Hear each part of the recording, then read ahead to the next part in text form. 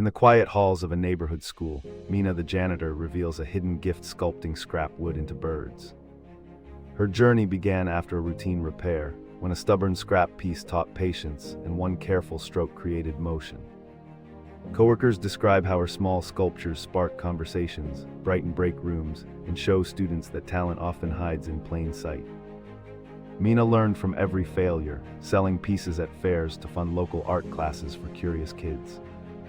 This tale celebrates ordinary workers who cultivate extraordinary skills and invites viewers to notice the hidden crafts around them.